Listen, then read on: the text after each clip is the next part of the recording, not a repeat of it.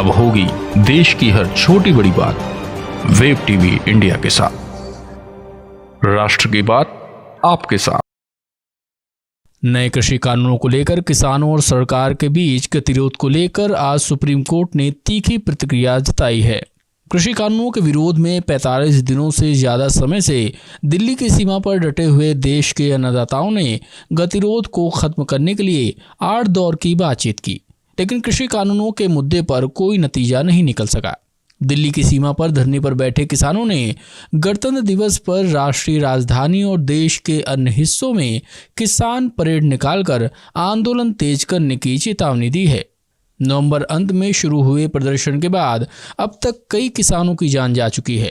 प्रदर्शनकारी किसान कृषि कानूनों को रद्द करने से कम पर मानने को तैयार नहीं है। अंदर फलानी चीज की जरूरत है तो हिंदुस्तान की जनता को देने की बजाय मुनाफा के लालच में दुनिया के दूसरे देशों के अंदर निर्यात करेगा। हिंदुस्तान के अंदर आने वाले समय में खाद्यान्न संकट पैदा होगा।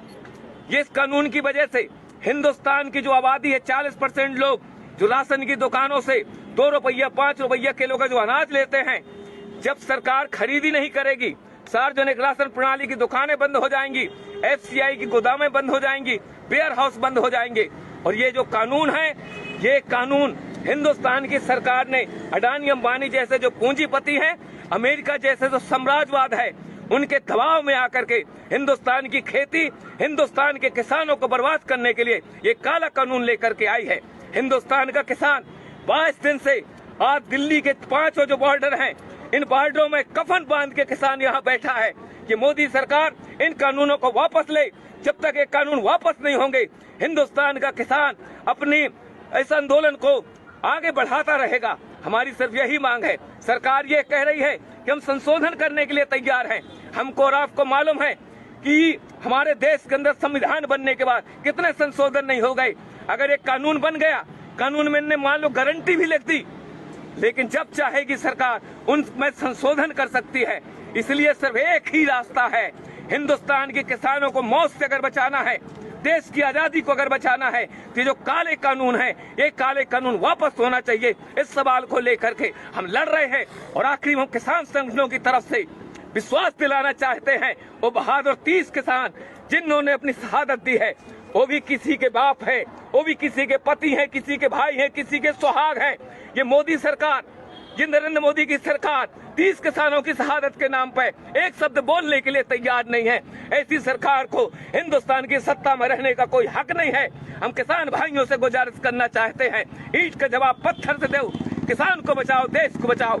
यही हमारे आंदोलन का मकसद है। सुप्रीम कोर्ट के प्रधान न्यायाधीश एस.ए. बोबड़े ने कहा कि हम ये नहीं कह रहे हैं कि आप कानून को रद्द करें।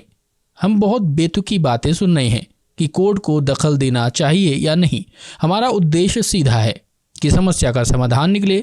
हमने आपसे पूछा था कि आप कानून को होल्ड पर क्यों नहीं रख देते।